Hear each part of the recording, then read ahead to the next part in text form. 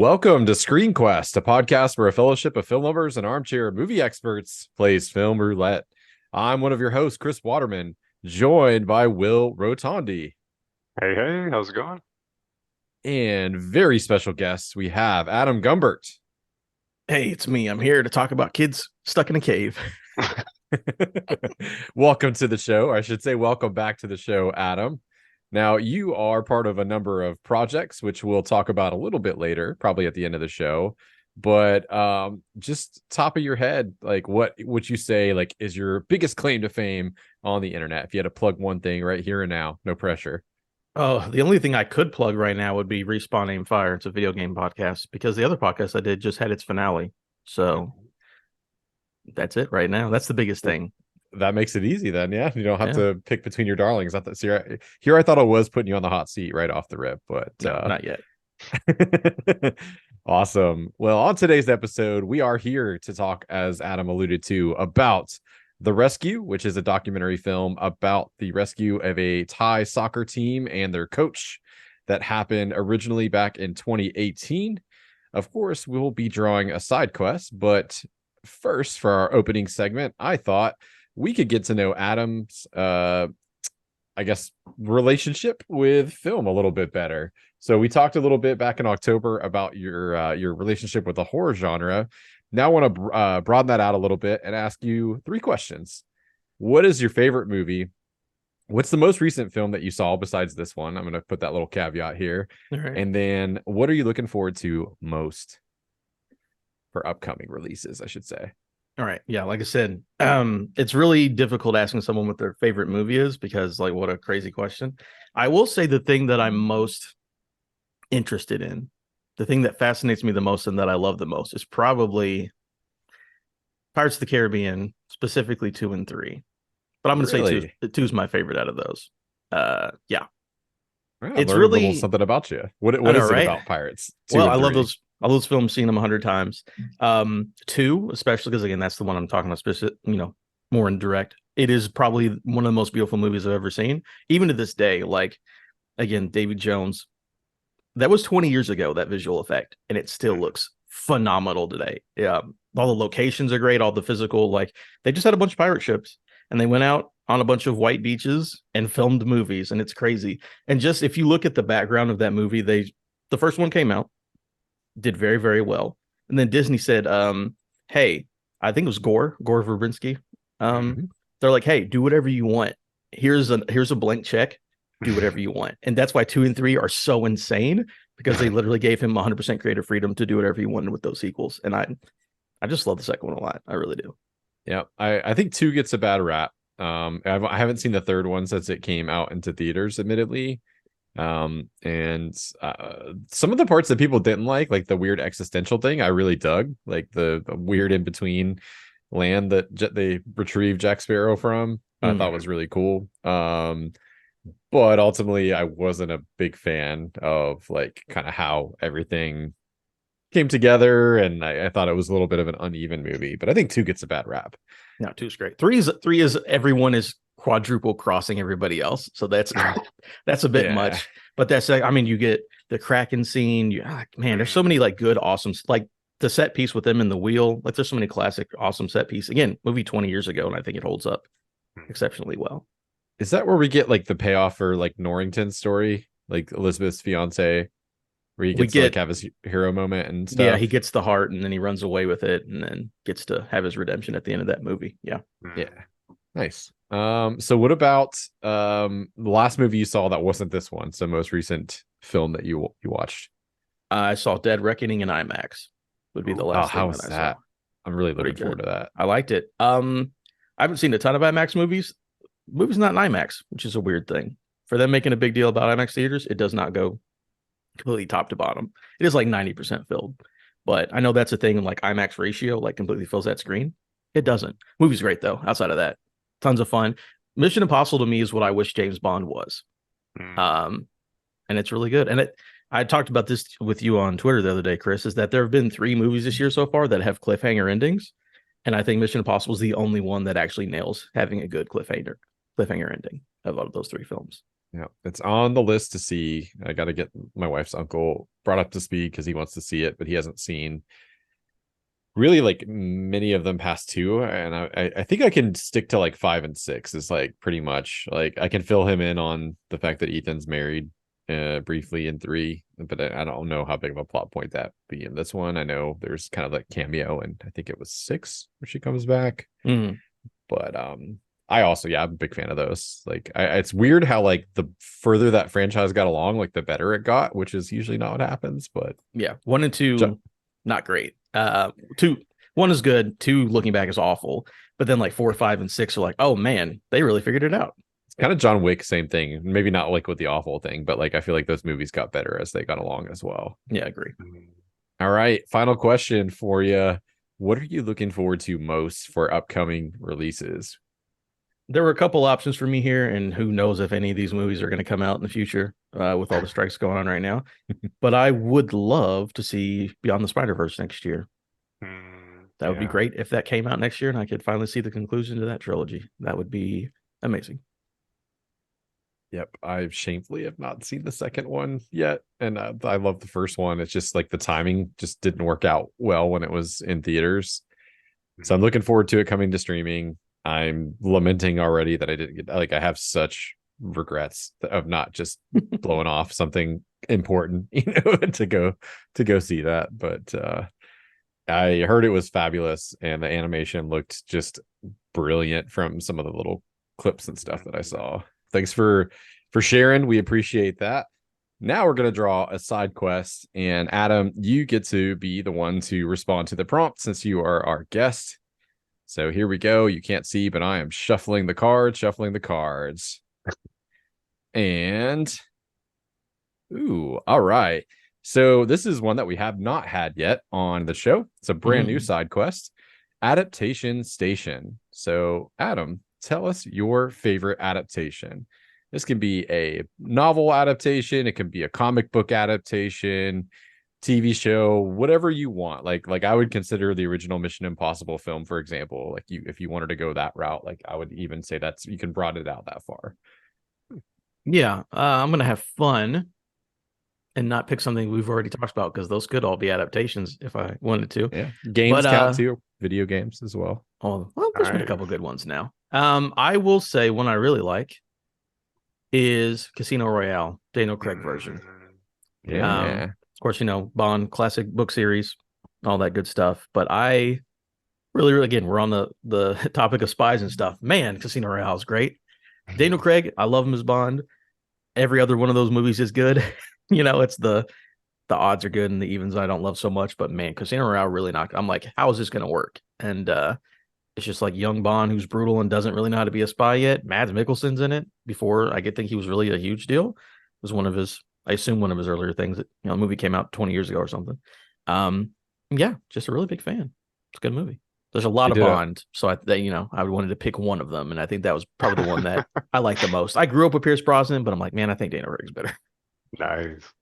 He had a lot of hurdles to overcome. Like they did a lot to like both try to make people feel better about him being James Bond, but also like shaking off the expectations of Bond. Like I remember when they're like, he orders the Vesper Martini and they're like, shaken or stirred. He's like, does it look like I give a shit or whatever he says? Like,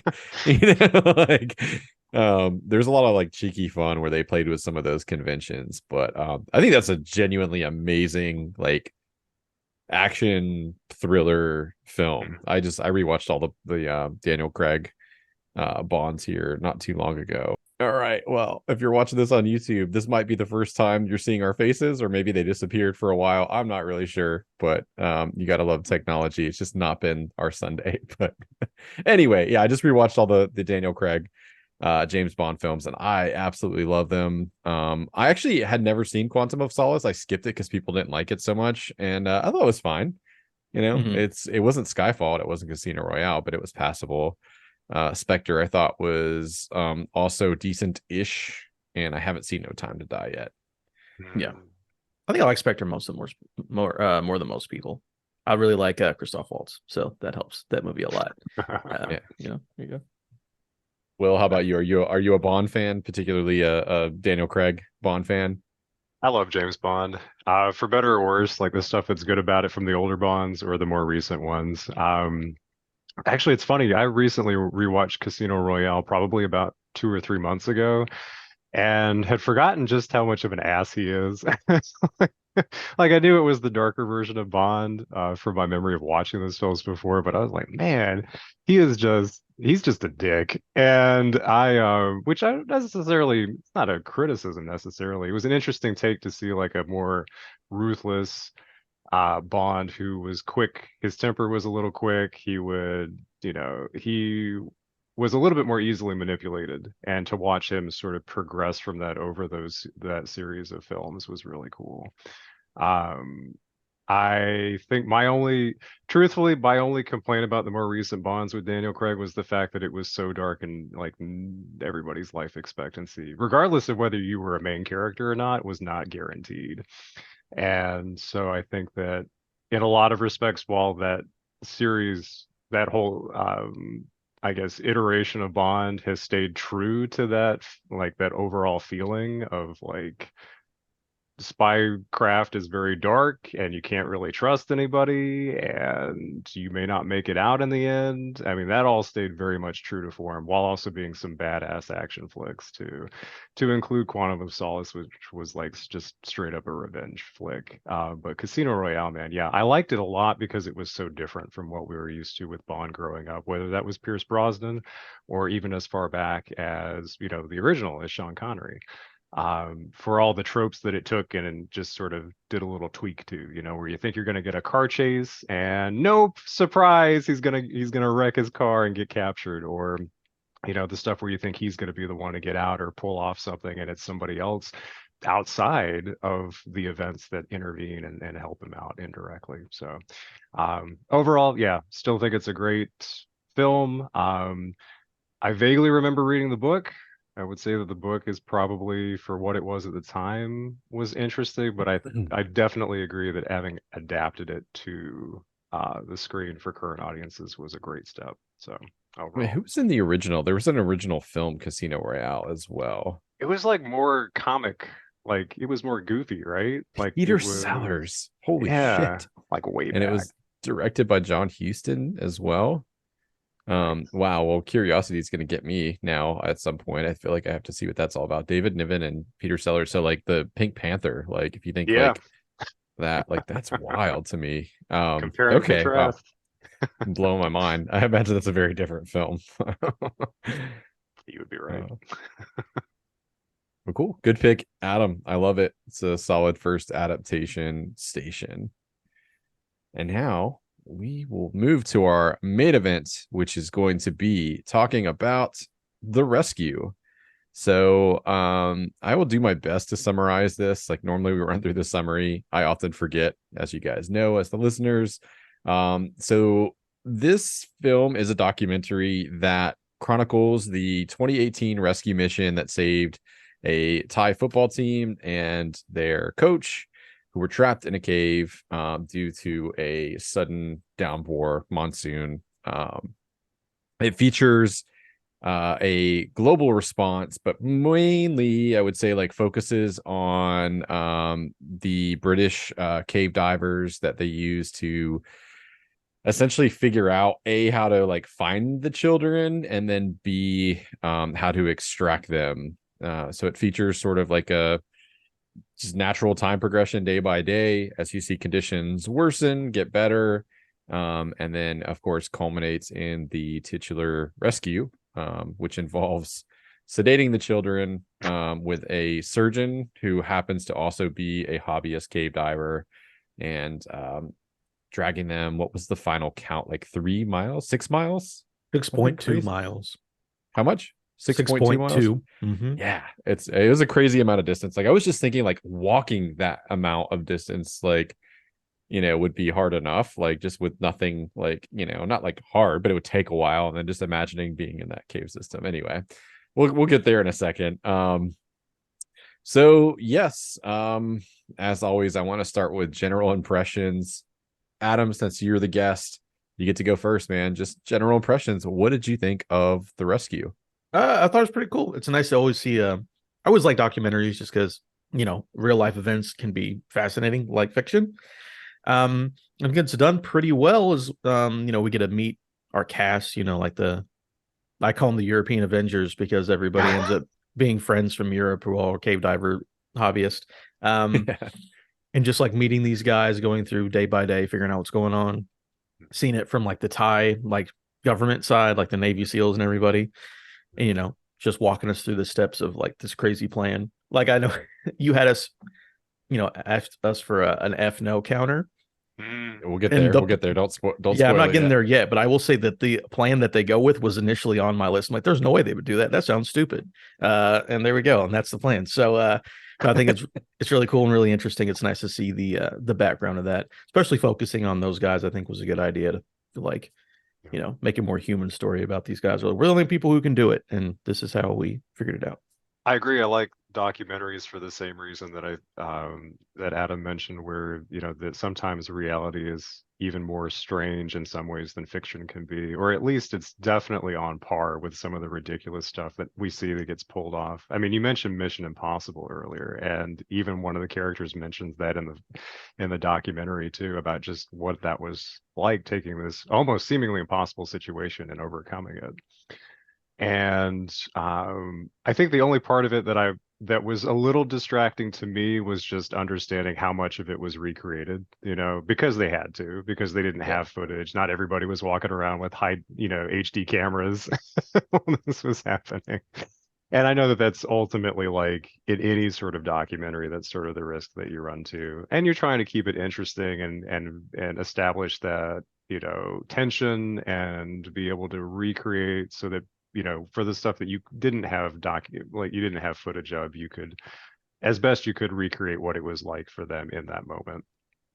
So I think that that's interesting, kind of reading about when they went back and took like the original guys and had them fill in and read in and sort of act out the steps that they had taken to fill in that footage. I thought was interesting. But yeah, overall, it's an incredible story, and I think they did a really good job for the documentary of portraying that and leading up to the events that took place. So yeah, definitely. How about you, Chris?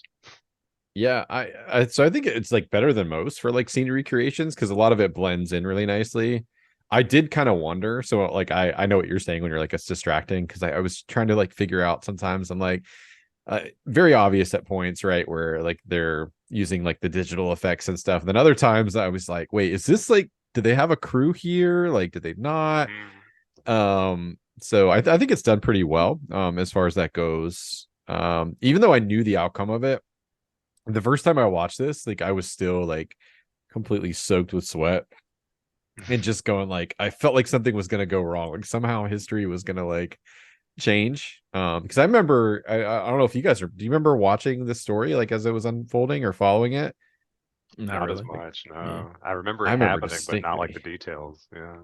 Yeah, this is one of those things that got its hooks into me, where like not all that dissimilar to the Titan sub wreck, unfortunately, like where like I just remember like as every day went by, like and the stakes got higher, like just getting more and more invested in what was happening and just being absolutely jazzed when they pulled it off. Despite all that, like I still felt like something was going to go wrong when I was watching the documentary. And I think that's like it's a credit to how they sort of build the suspense and really portray like the stakes of the film. But yeah, I think this is like a really stellar story, and we'll get to this a little later, but I think it's like it's a great testament to like human spirit and ingenuity, and it was just something that really kind of caught me by surprise when it came out, because I like Free Solo, which is another documentary, and that is a bit more along the same veins of like holy shit, but it's more about like this person's crazy because like they want to be, whereas like these people are crazy because they kind of have to be, in what they're doing. So I appreciated that tonal change and shift there. The next question I have on my list for you all is what was the final counter on your nope list? So I brought it up. Did you keep an official nope list, and if so, what was your final counter? I was right at 11. So and I'll go first on this one because I didn't prepare you for this. I want to know what the most nopiest of nopes was for you. For me, it was like the guy that loses the lifeline, like, and has the kid in tow. Like, I think it'd be one thing to feel like you yourself might die, but then to feel like you might be responsible for like your death and somebody else's. And I think it's the last child, right? Like he's got the final one. Ooh, man, yeah, I was just like, nah, man. I think that like it would crush your spirit, for sure. So I think that might be my top one, but I had several very close runner ups. So, what was your final count, Adam? My final count was 4. I also had losing your cable. Sounds awful. My number one on my F no counter was I'm not claustrophobic, so this might not be so bad. That was literally the first thing I wrote in all of my notes, because the idea of that doesn't actually bother me very much. I'm sure if I was really doing it, of course, but yeah. So I have 4. The one for me, the one I kind of already mentioned, is that these plans are all an F no. Some of the plans is wait for 4 months for the monsoon to stop, dig a hole, or sedate kids for 3 hours. And I'm like, all those plans are awful. They must have went with something else, right? It's like, oh no, they actually went with one of those. Yeah, they did. But number one for me would just be having to drag a sedated child for 3 hours. It's like, I don't know how you do that 12 times. Like that seems, I don't know how you'd like, I would get too tired. I'd be too worried about, because they mention it. They're like, hey, to the doctor, they're like, you're probably fine, but in case this doesn't work out, like they would take you to jail for like doing this thing that led to these children's death. And it's like, you don't want to go to jail in Thailand. So that's rough. So yeah, the 3 hours, like, I hope we don't kill these kids. It's like, that's got to be the roughest one for me. I was adding to it while we were recapping what was happening because I was like, yeah, I do remember vaguely feeling like that was pretty rough. So I'm probably around 6 or 7 for me. Truthfully, this is probably going to be branching off of what Adam mentioned about, tranking these children to bring them out of there.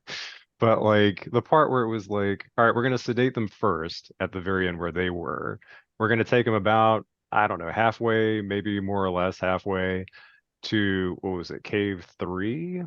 Wherever the other group was where the Thai Navy SEALs were at. We're going to take, or maybe that wasn't that point. There was like a midway point between those 2 locations where they had to then turn around and sedate the children a second time to make sure they would stay knocked out. And that part for me was like, dude, I got to take this big needle and just jam it anywhere in this child's leg. Like when the guy was like, hey, don't worry if you hit bone. And they do like a little recreation of like, hey, we're going to take this needle and shove it into this water bottle. And it's going to be like that. And I'm like, no, that is. He's like, I was lying through my teeth, like I know. And I'm like, telling him like they couldn't mess it up. But that's like, right. That to me, that would have been like the strangely, I mean, like the being underwater and being in a tight space for me would feel claustrophobic, regardless of whether there is or isn't water, just the tight space alone. But like to have to do that, to go, what was it, 3 or 4 hours one way, I think, maybe round trip. I can't remember, but it was like a long time to have to crawl through all that and then turn around and go the other way, and to make sure that kid's okay, and to make sure you don't lose, the lifeline on the way back, and to keep the kids buoyed so their faces were like, they were upright and their faces were pointed down, so there wasn't any like chance the mask was going to slip off or water was going to seep in. So yeah, dude, but those needles, man, I think there's something about that for me with needles, and like leaving it up to people that are not professionals to be able to jab other people with that, and also to hopefully have like the right combination of sedative for the size of the child. So yeah, that whole thing, man, was just insane. So I'm glad that it worked out. I don't know how soon after the fact everybody knew about this, because that would be my question, is when did all of that information come out? Like, oh hey, so this is how we really did it, just FYI. Glad it worked out and nobody went to jail. So, but yeah, that would have to be my pick. Yeah, I think my note factor is a little higher because like drowning is like my number one fear after heights. Like heights first, drowning second. Honestly, and like put me in either of those situations and I might boost it to the top. But like Yeah, I think like there was a few more bits. The claustrophobia, not in and of itself, but it's like the idea, like that footage of the guy worming his way through and like pushing the camera out and like just seeing how tight that squeeze is. Like imagining that, but underwater was like where like your oxygen lines or like your respirator, like all the shit that could get snagged on that. I was just like, oh fuck no, bro. Absolutely not. No way. All right. Next Real quick question I though, have. I got Oh, go something ahead. a little extra. I just remember this about the needle thing. Was one of I don't remember if it was a guy who got stuck or went the wrong way or not. But one of the guys was like, I had to administer this needle to this kid. He's like, I fumbled with it and it stuck me in the fingers. Like, thank God Yeah, it wasn't in the syringe because I would have passed out yeah, and we both would have died. It's like, oh boy, that is wild. Yeah. right. Yeah. Talk about dodging one of many bullets that they dodge.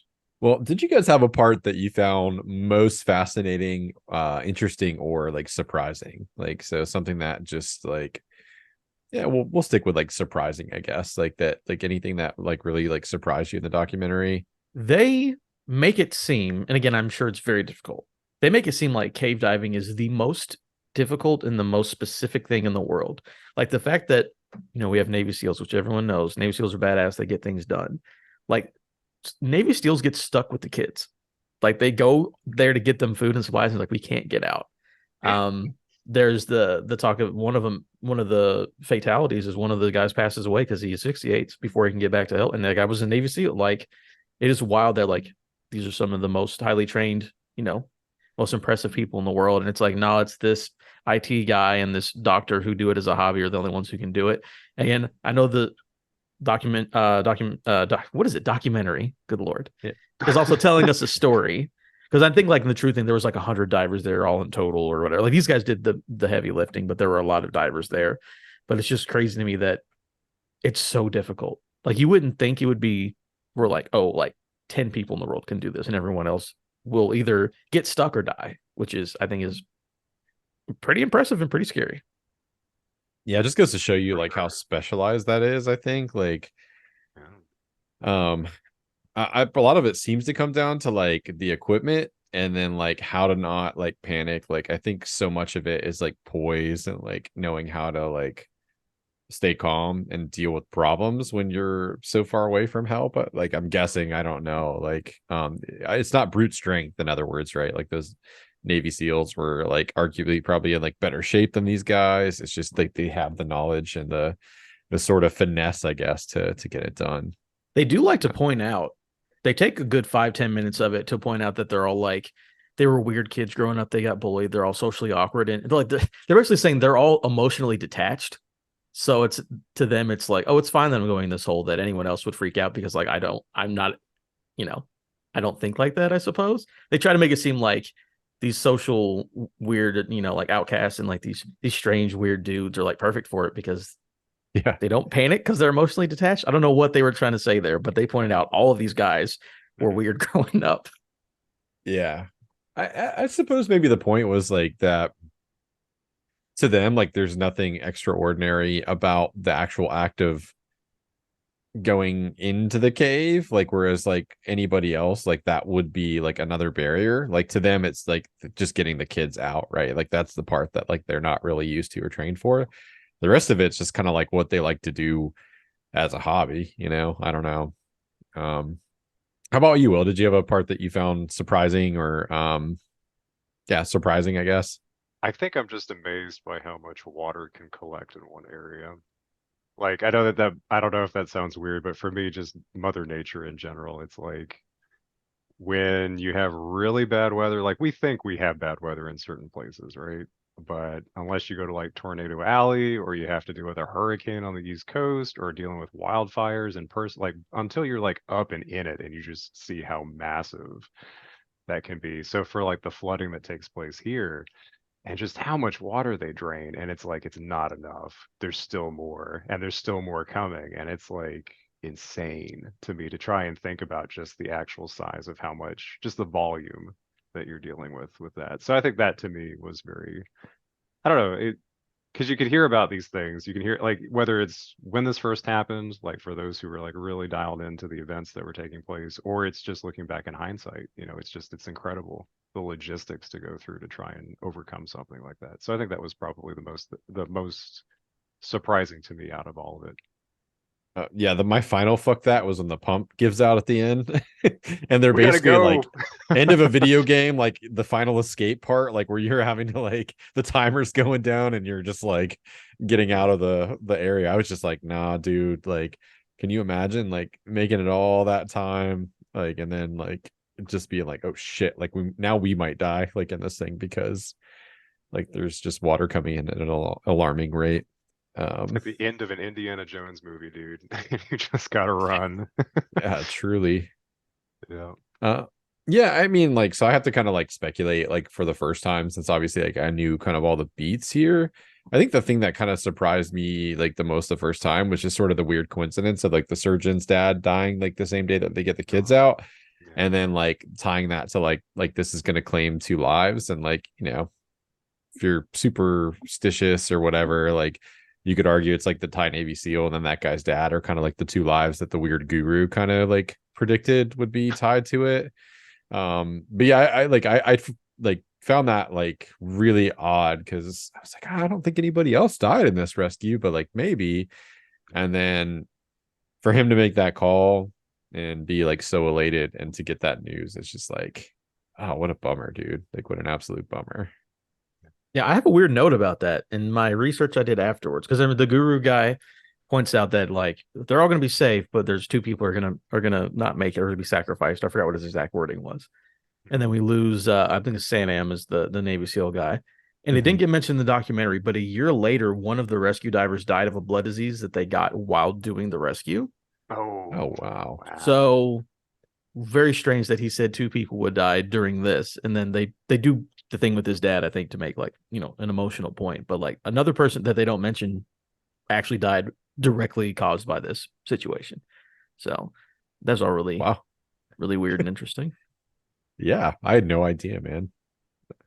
I'm glad that you pulled up some factoids because like I looked at some of the stuff around this, obviously, because it's a very interesting situation, and I thought like I misremembered the first time because I was like, surely they like we can talk about the Musk thing now, like surely they left like or wouldn't leave this out, right? Like because it was such a big thing, and it was like nope, like there's like a whole like whole subsection of like articles, and there was some back and forth with one of the cave divers and Musk where he called it like a PR stunt. So what was your take on that, since you brought it up or kind of touched on it earlier, Adam, like Yeah, on why they left it out? I'm just shocked that because again, I'm sort of like Will, where I only knew like this was a thing, and then I knew they got out. Like I wasn't paying attention in the middle. And one of the only things I remember is the Elon Musk back and forth thing. And he's like, I'm gonna make a submarine to go save these kids. I'm like, I guess that sounds like a good idea. I don't know. But it's interesting that it doesn't come up at all. And that's the only thing that I knew from this was that it happened.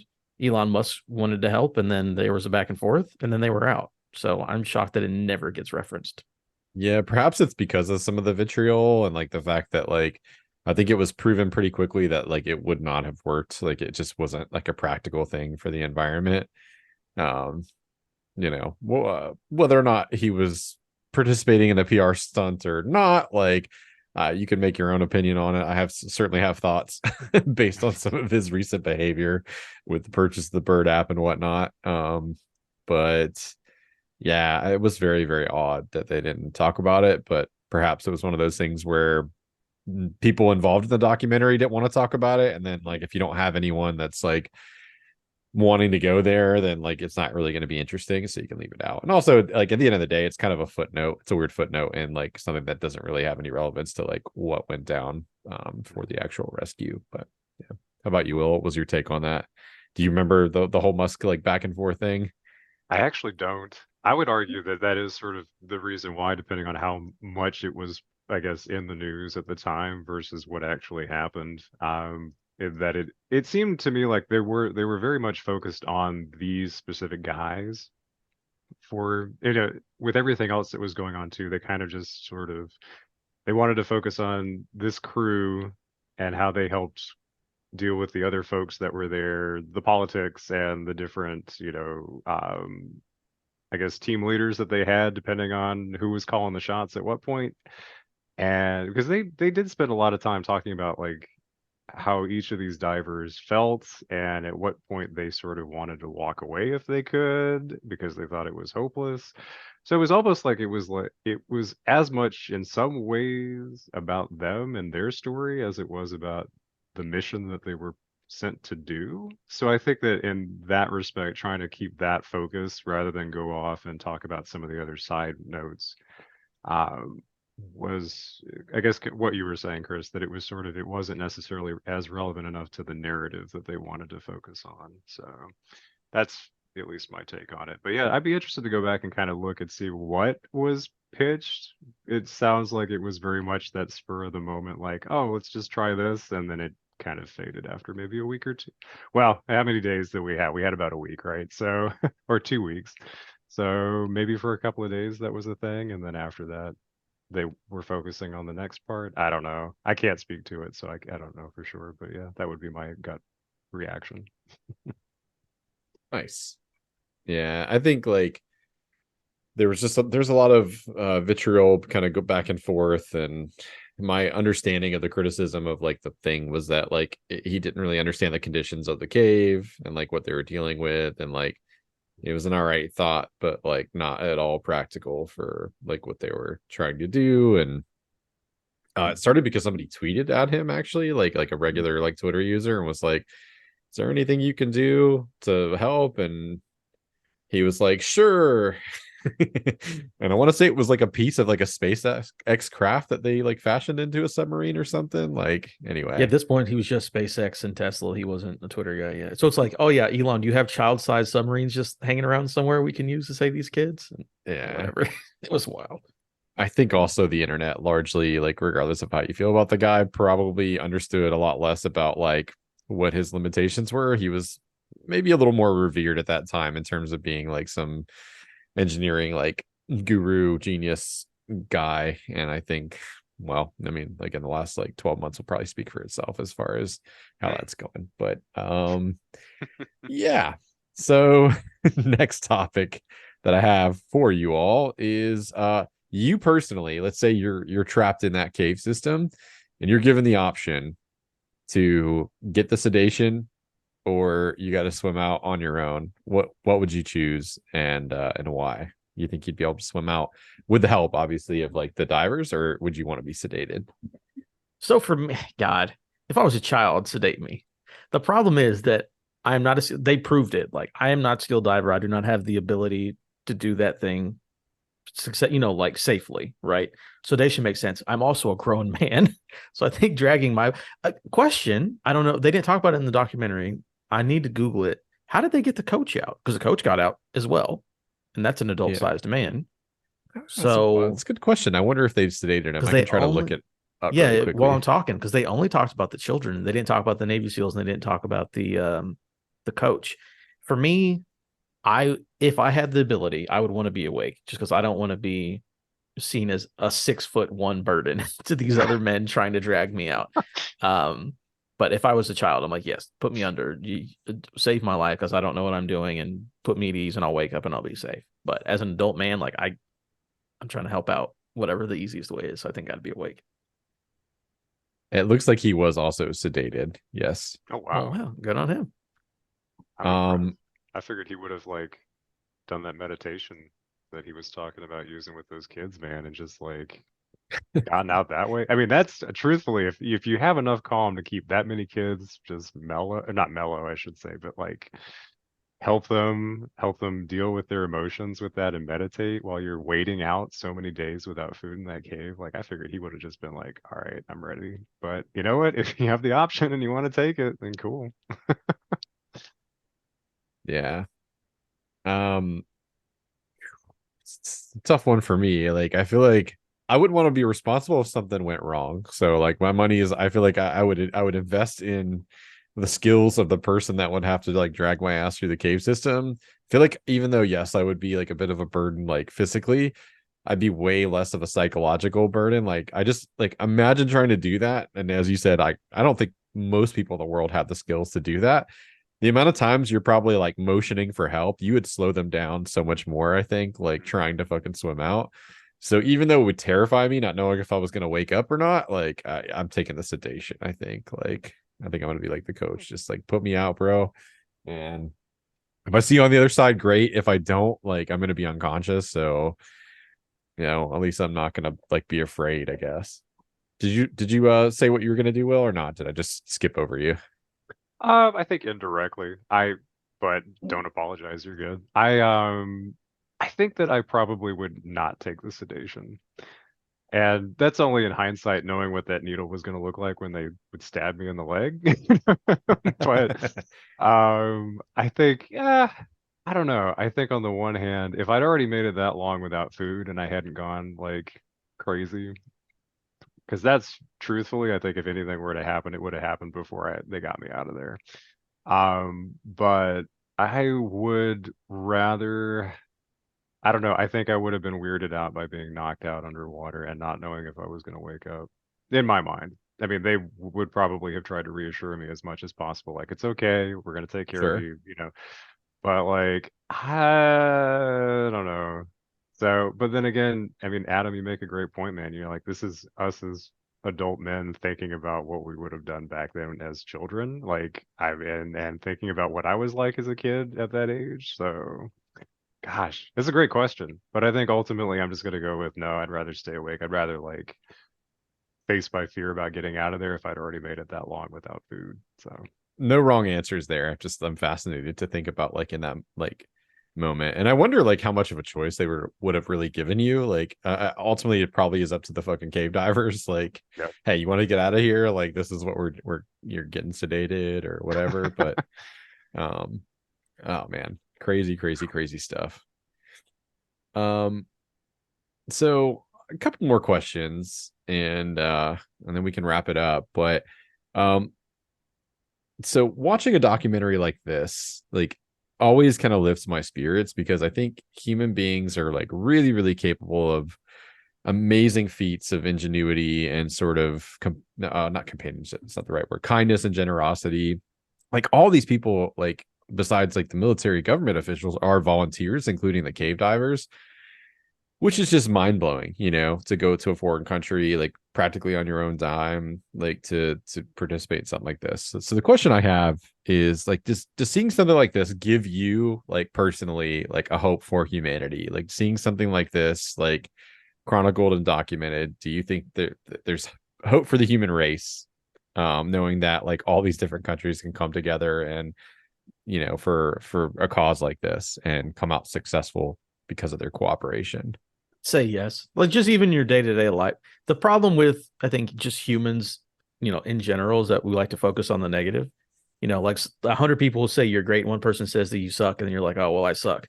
So like, you see random acts of kindness every day, and you see what people can do, if they need to. But then I feel like that is what humans do most of the time, but we just like to focus on the bad thing. So I think just this proves it. Like how many people, and I think they were talking about like thousands of people showed up again from, I was looking at the Wikipedia, they had to break down like what each country and like who they sent and how many people they sent. It's like, oh man, there was like 20 countries sent over thousands of people to help these kids out. Like they didn't have to, no one needed to. They just chose to do it to help them out. So like I feel like that's what people normally would do if they had the choice. If the situation arises, I think people will normally do the better thing. Most people. It's just we like to focus on the ones who wouldn't.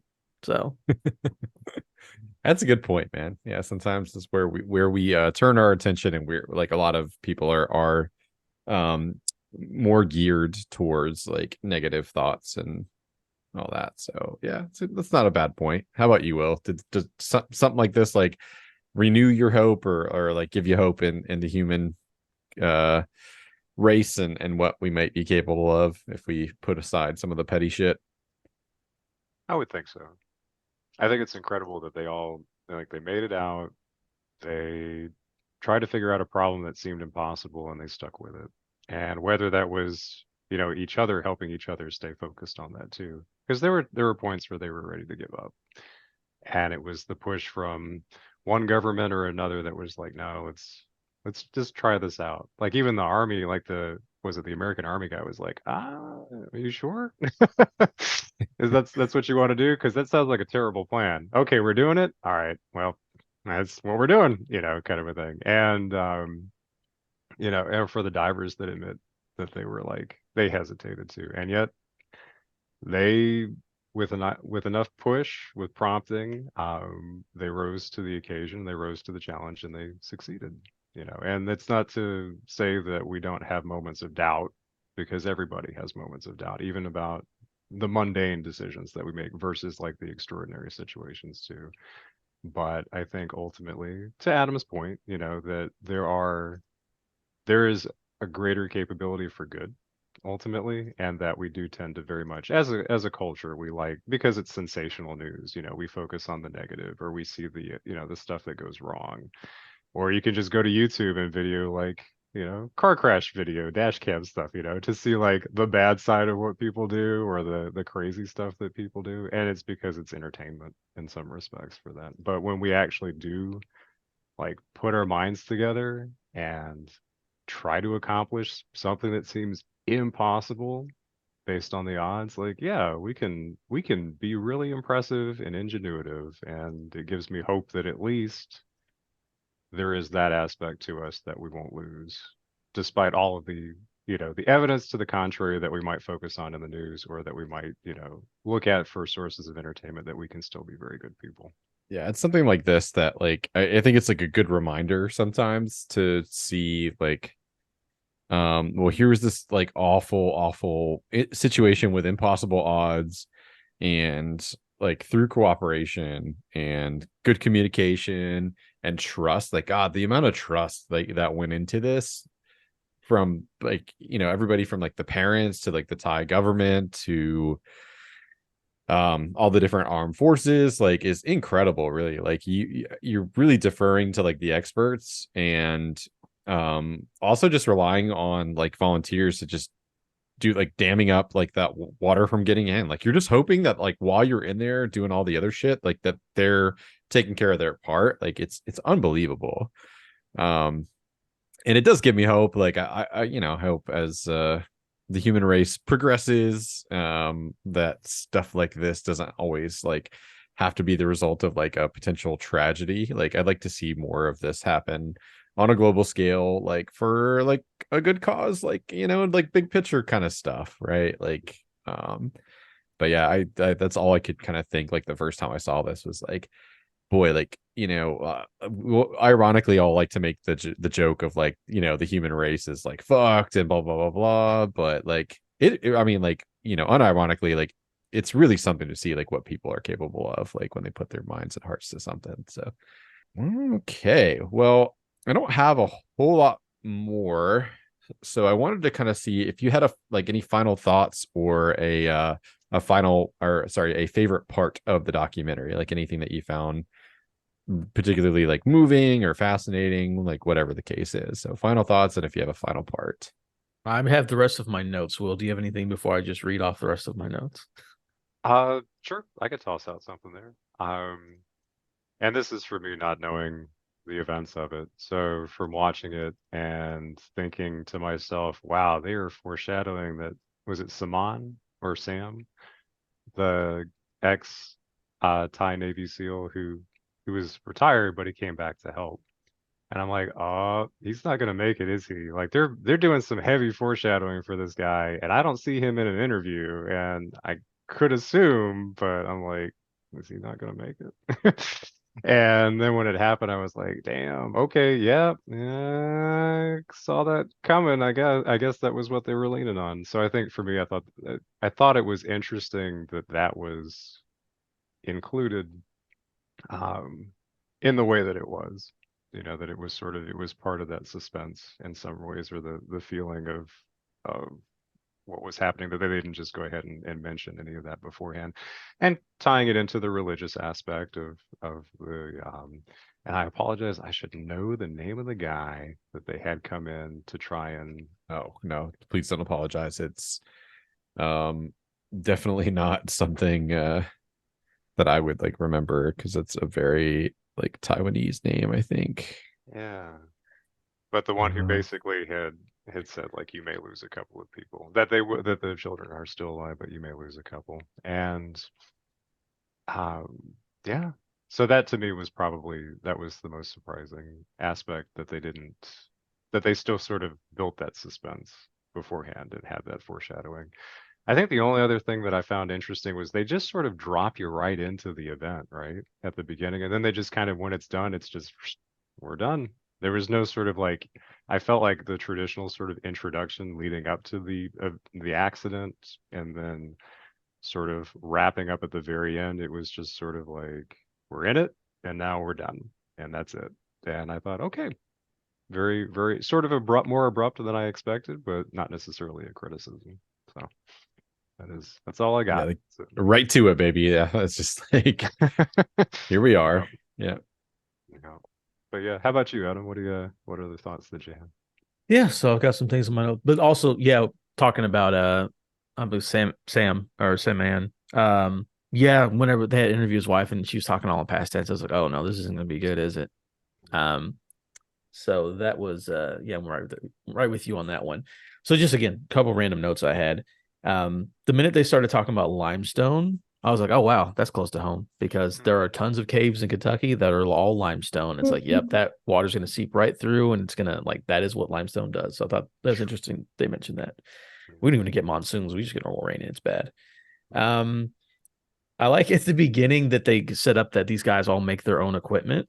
And it's like, oh man, it builds the idea that these guys are like very specialized, but also like if you had an action movie, this guy would be like the wild card, right? Be like, oh man, this dude does things his own way and he's all crazy. And just dude's just literally at home, like with a like drilling out his plastic pieces for his like his breathing equipment and stuff. I'm like, I don't like that.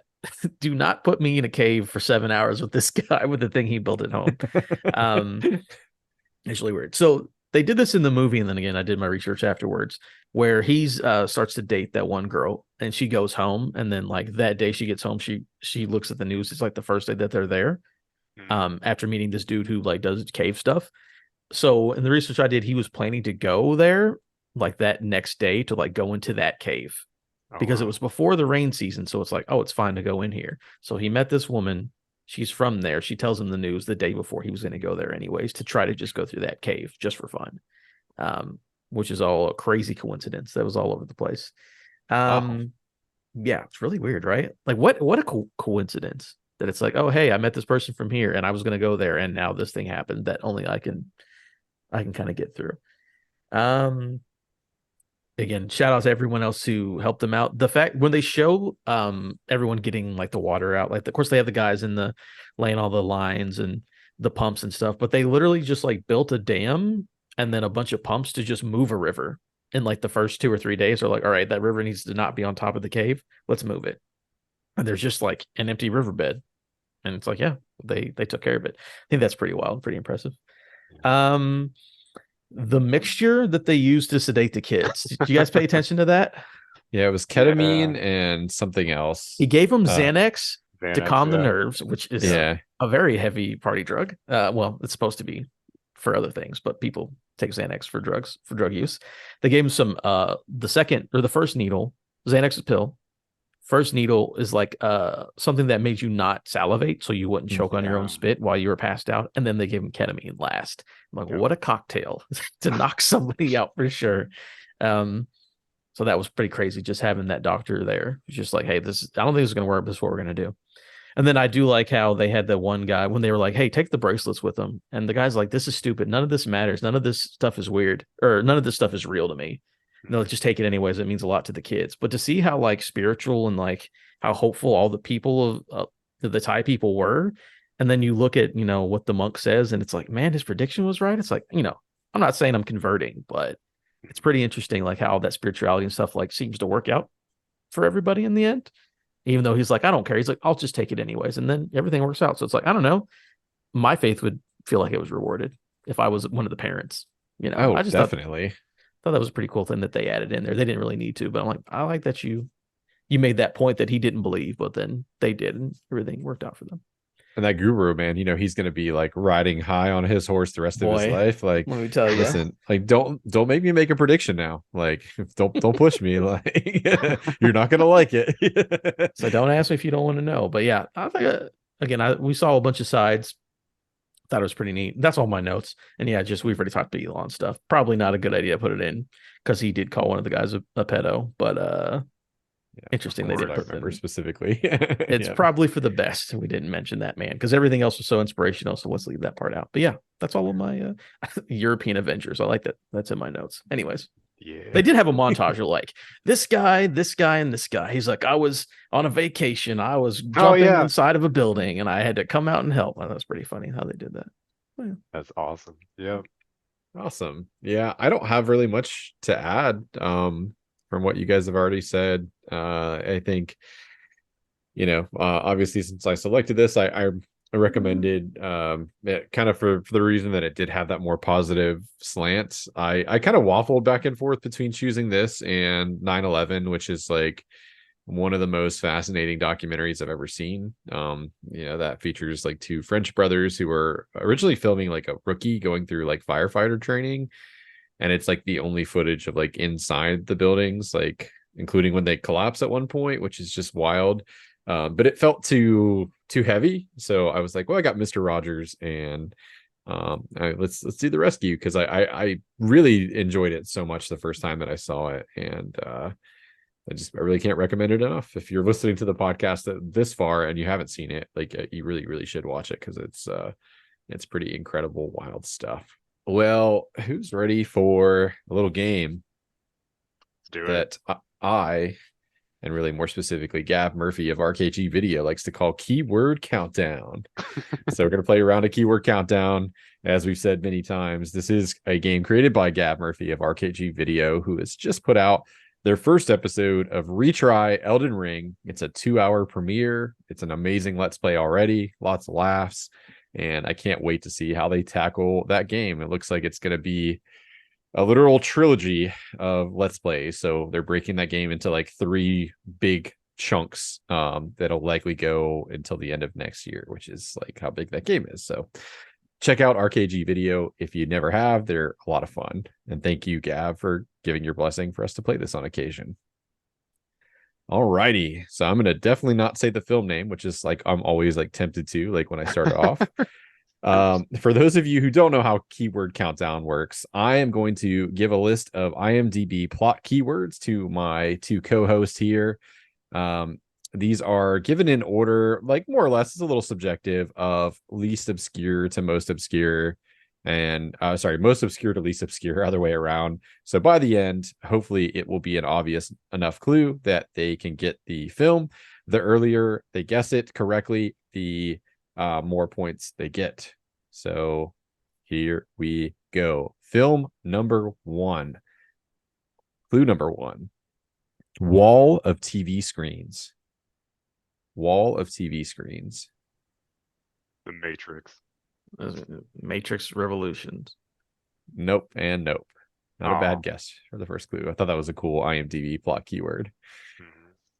Clue number 2. Binoculars. All righty. Clue number 3. Body parts.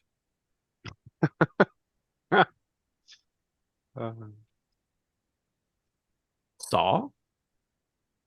Not a bad guess, but it's not Saw. Texas Chainsaw Massacre. Nope. I feel like I'm not gonna get this one just because based on where this is going, but I'm still excited. Clue number 4. Making a scene. All right. Clue number 5. Friendship. Oh yeah, Friendship and Body Parts. That classic movie. Jurassic Park. Oh, binoculars making a scene. I feel like I thought spy movie and they said friendship, and that doesn't. I mean, I guess spies have friends, but I don't know. Right. Clue number 6. Murder of protagonist. 7? Also an excellent. It's not 7. I'm just throwing a guess out there. Murder of protagonist. Jeez. Yeah, I thought I was gonna say something and then I forgot the title of the movie. All right. Clue number 7, Florida, which is not shocking for the prior clues in a lot of ways. But Florida is your clue number 7. All righty. Clue number 8, ex-convict. Ex-convict. U.S. Marshals. It's not U.S. Marshals. Nice Not the throwbacks Fugitive. to that film, by the way. All right, it's good movie. Yeah, yeah. What an Not the Sequel to Fugitive The either. Fugitive. Yeah, not the Fugitive, because that takes place in Kentucky. Yeah. The bridge scene does, anyways. Nice. All right. Your second to last clue is cocaine use. I mean, obviously it's Florida, right? Come on. Brain Breakers. I'm gonna recap: wall of TV screens, binoculars, body parts, making a scene, friendship, murder of protagonist, Florida, ex-convict, cocaine use, and Scarface. it's Scarface. It is. That's 2 Noise. points for Will, who gets it in just under the buzzer. Your final clue was going to be Cuban immigrant. Cuban immigrant. I still wouldn't have got it. There wasn't going to be Nice. like Not a incest Scarface fan, or, Adam? like- I've never It's seen been a while. Scarface. Never have? It was on the TV when I was like 5 years old. And they're like, you can't watch this. I'm like, all right, and I've just never watched it.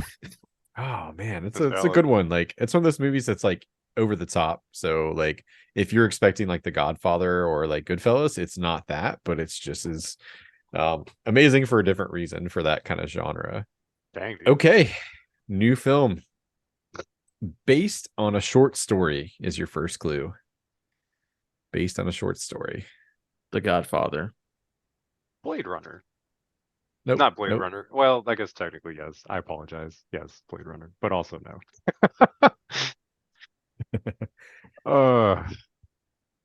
Okay. Clue number 2, cult film. I was gonna say I don't suppose Rocky Horror Picture Show was based on a short story. No, that's based on a musical, but yeah. Clue number 3, paranoia.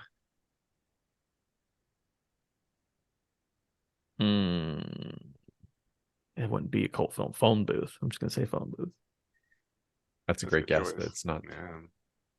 This next clue is a really cool one that I didn't know existed until today for a plot keyword, and that is black and white to color.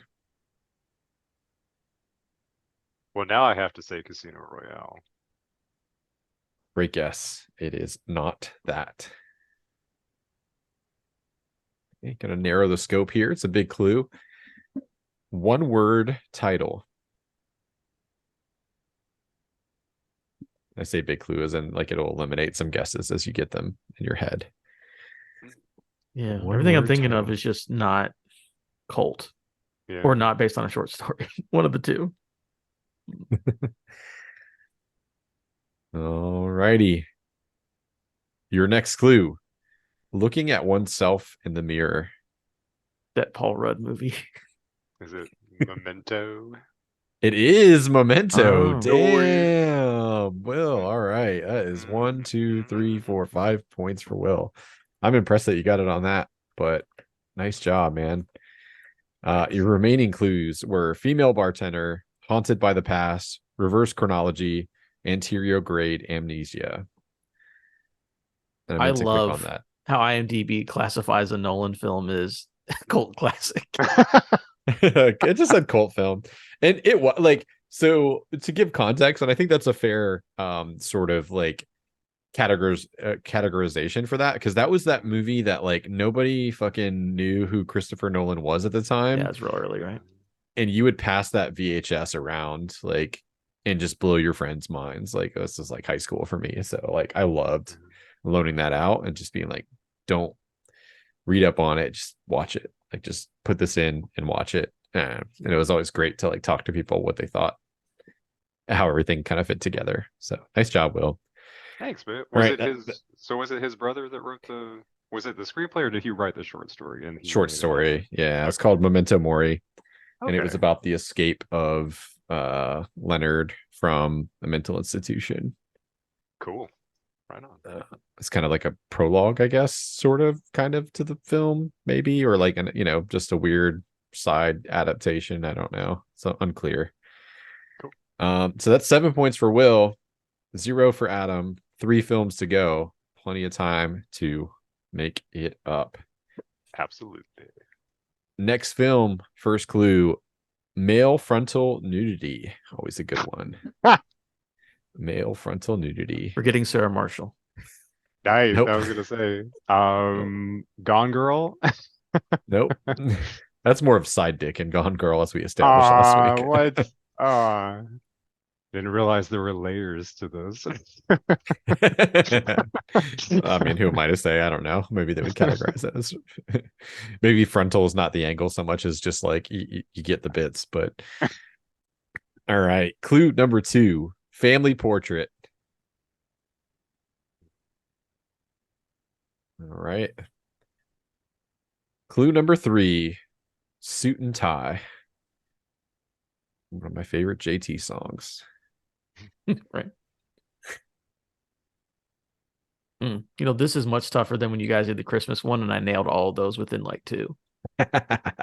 Awesome. Yeah, I think because you knew there were holiday films too. That Yeah, like, I'm trying to figure out if there's a rhyme or reason to these, but I don't know if there is.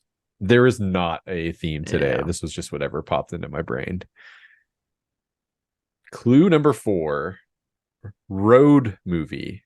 Road movie.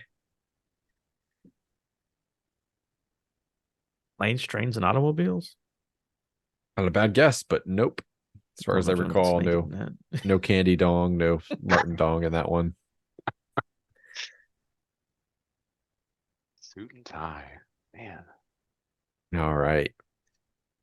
Clue number 5: sex in an elevator. Okay. Clue number 6: gross out comedy. I have a feeling it's gonna be a movie I haven't seen, but I should know. I was just thinking, it's like, is this National Lampoon? But no, or Vacation, but like, no, there's no elevator sex that I can remember. If I say National Lampoon, do you start to change your tune or no? Yeah, you could throw it out as a guess, but it's not that one. Yeah. Okay. I'm trying to think, like, wasn't there like what was the Dennis Hopper movie? Where it's like, I'm not gonna remember the title, but it's like the motorcycle guys, which doesn't count if I can't say the title. So I don't know. All right. Clue number 7: a reference to Godzilla. Oh shit! What? That's a keyword? Yep, it sure is. And I was not gonna not include it as well. All right. Clue number 8: brother-in-law / brother-in-law relationship. Step Brothers? No, that's not brother-in-law. I'm just trying to think, like, what's a gross comedy? But it's the road trip is what's tripping me up. Yeah, right. Like, Yeah. how many road trip movies are I wouldn't categorize this movie as like straight, like just a gross out comedy. I think there's gross out comedy moments in it. If that's throwing you, but no, it's the road trip that's throwing me. I'm like, what's a movie where people run around? All right. For your penultimate clue, here's a big one: photo album epilogue. Oh no, Hangover. Yes, it I is. should have had on the last one. Adam is on the board with 2 points. Nice job. That's right. Zach Galifianakis gets a blowjob in the elevator. Completely forgot about that. Your That's final hilarious. clue was Las Vegas, Nevada. So good job, Adam. 2 points. Nice. Yep, 2 points. I tried to pick ones that I thought you guys had seen, or like maybe reasonably like, had enough pop culture knowledge to get like something in the last like 3 clues. The crazy thing that brought me to that, because I was like, what's a road trip movie? And I was thinking of the Zach Galifianakis Robert Downey Jr. road trip movie, which I can't remember Due the name Date. of right now. Due Date. Yeah, dude. Yeah. And then Zach Galifianakis brought me to Hangover. There you go, man. Hey, however you got there, you got there. So Yeah. 7 points for Will, 2 points for Adam, 2 films to go. Anybody's game. Here we go. Brother sister relationship is your first clue for this one. Star Wars. Not that. Doesn't count. Gives away a plot point. I know the first clue is always like, it's just a fucking Hail Mary. Clue number 2, military convoy. All right. Clue number 3, hiding under a table. It's coming. It's not the right answer, but I'm like, X-Men. X-Men has military convoys and brothers and sisters and kids hiding, but it's not an X-Men movie. I can promise you that. It's not a bad guess though. Yeah. All right. Clue number 4, peanut butter.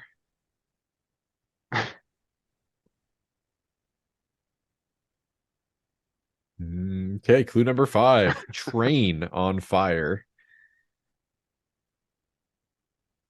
Super 8. Nope. That's a Good that's a good guess. Train on fire. Man, I know it's not right, but The Fugitive. Nope, not the one. Peanut butter. Clue number train. 6, blindfold. Blindfold is your next clue. It's the table one, man. That's what it's getting me. Like, I feel like I should be able to think of something. Clue number 7, underwater scene.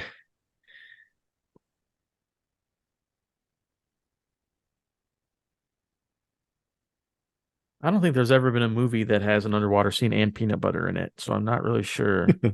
What do you want me to guess here? Incorrect. I feel it definitely feels like some kind of like action adventure, government conspiracy, kids on the run thing. But I don't know. Maybe not even kids, maybe adult brother and sister, but I don't know. All right. Your next clue, disintegration. I know this is also not going to be right, but I'm thinking about that train, so I'm going to go with Back to the Future Part 3. Who disintegrated Einstein? No, it's not. No. All right. Next clue, destroyed city. Oh man, it's killing me. I wonder if you guys haven't seen this or perhaps have forgotten about it. Oh man. Final clue, alien invasion. Oh, is this Independence Day? Like, nope. Oh, I was gonna say, like, come on. Oh my gosh. Mars Attacks. Nope. Was it Battlefield Los Angeles? Nope. These random. One more guess, Adam, and then I'll have to reveal the film. You're gonna have to reveal it. I have no idea. It is Steven Spielberg's War of the Worlds. Ah, man. Which I was like, I need to rewatch this. I haven't seen this in a long time. And I remember being blown away in the movie theaters. It's a really good disaster / alien invasion movie. Never seen it, Adam? No, I've seen that. These clues don't remind me of. Yeah. So there's a peanut allergy, I know, with the peanut butter. The train on fire is kind of one of those like visual images kind of thing of like it just rolls through. The military convoy is kind of a good early clue if you remember, like the son like runs off to like join like the fight kind of, and it's assumed that he's probably going to die, but he pops back up at the end. The blindfold and underwater scene are like the Tim Robbins cameo with the crazy guy in the cellar when there's like the weird little probe thing that's like trying to hunt them down. Of course, disintegration, destroyed city, and alien invasion kind of speak for themselves. So all right, that's a goose egg for that one. Yeah. Jeez. Yeah, that was good. Okay, final film. I'm really interested to see which direction you go with this one. It's going to be great. First clue, breaking and entering.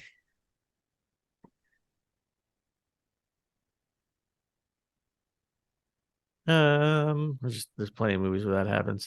Home Alone. Nope. Nice.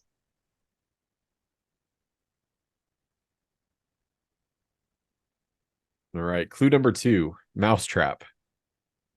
I'm sure it's not Home Alone. I I feel like there's a trap with a mousetrap. No, Mousetrap. I was gonna say All the second clue is intentionally there to yeah. as a red herring to drive you guys in that direction, but Home Alone 2. no. No. It'd be funny though.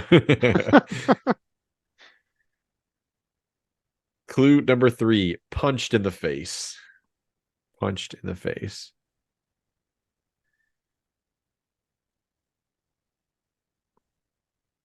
Die Hard. No.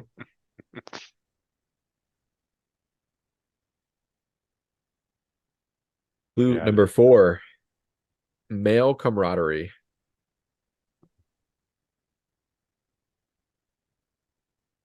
Saving Private Ryan. yeah, I got nothing. Clue number 5, disgusting. Disgusting is actually the clue. Was it said like that in the film? No, that's just one of my favorite videos of like the girls doing their little makeup tutorial and the mom busts in where they're like on the webcam and she's like, which one of you didn't flush the toilet after you had a shit? Disgusting. And they're like Oh my totally God. mortified. They're like, I don't know, like streaming or something. And they're like completely mortified.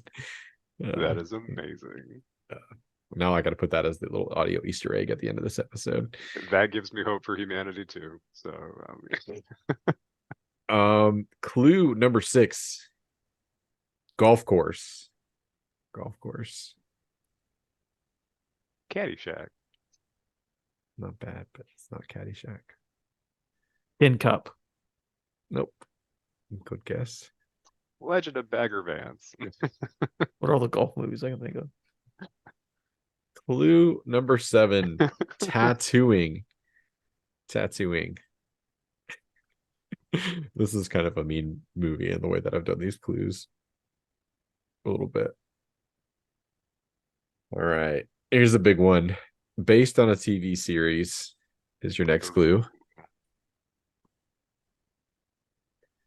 I'm going to summarize here. Breaking and entering, mousetrap, punched in the face, male camaraderie, disgusting, golf course, tattooing, based on a TV series.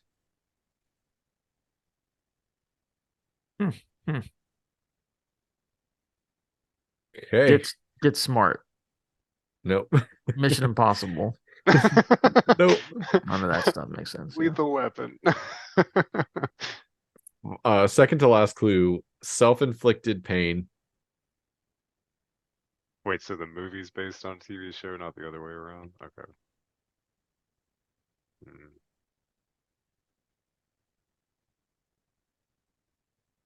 All righty. Final and give me clue. Oh my Shopping cart. Jackass? Yep, it is Jackass. gosh. Nice. Good job, Adam. It all makes sense, but I never would have thought to think of Jackass as a movie. I know, Right? I know. Yeah. That's why I was like, all the very other good. previous clues, like, were like, if you've seen it, like, they're good Oh, clues. they're all there. Yeah. So that puts the final score: Will 7, Adam 3. Not a bad showing. Sorry, I know those were a little, like, some of those were a little tough. I try to do, a mixture of like easy and like and tough and anywhere in between. So nice job, lads. Yeah, man. Good game, Adam. Well, Thank you. Good clues, Chris. thank you. Now comes the time of the show where we will draw our next card. So Perfect. without further ado, let's see what we get here. It is a bullet time. Noise.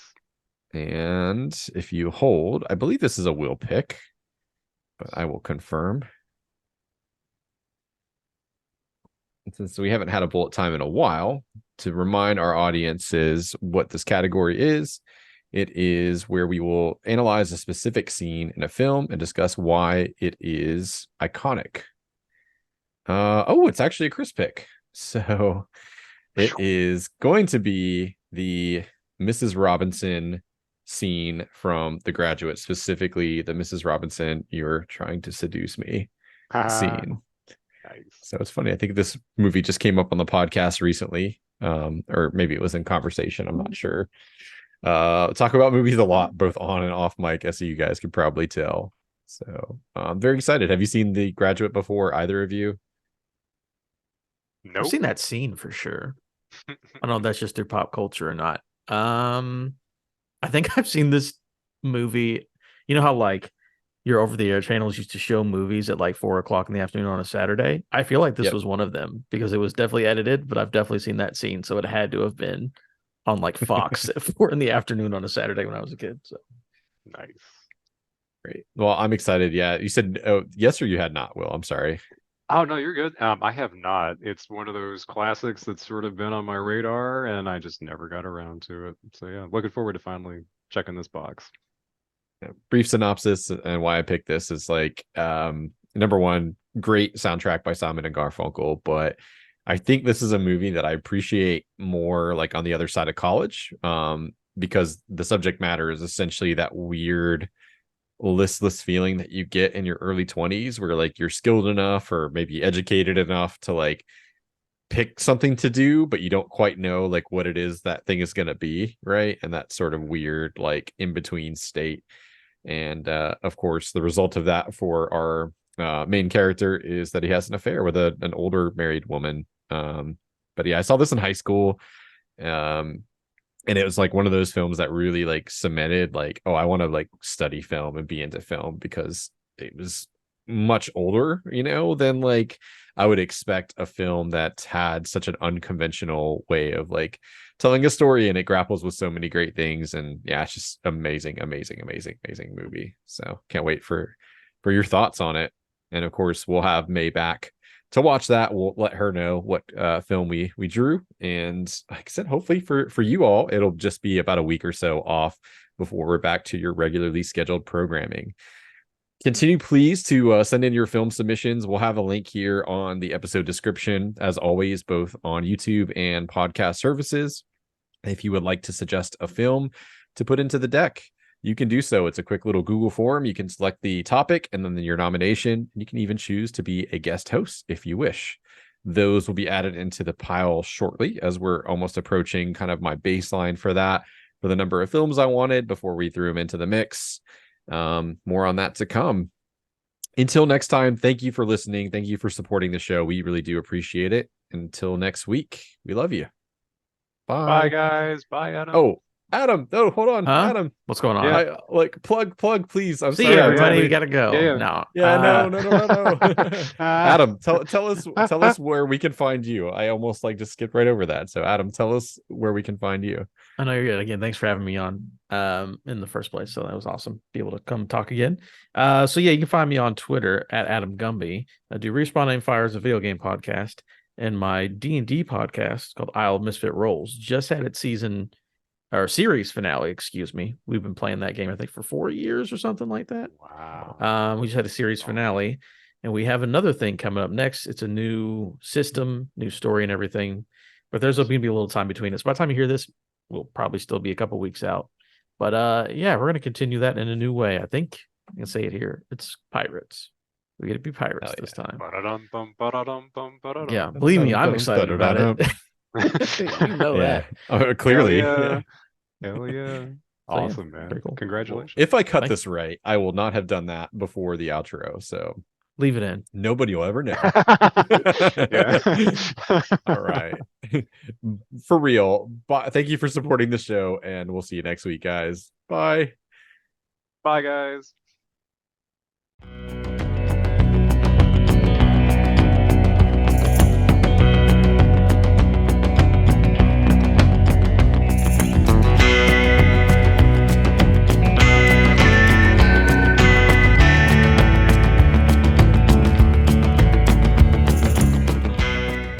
I'm going to sing Cher Lloyd by Cher Lloyd or Rebecca G. Right? And don't forget all the trouble we got into. Why does somebody not know how to flush a toilet after they've had a shit? Well, it was fucking one of yous. Disgusting!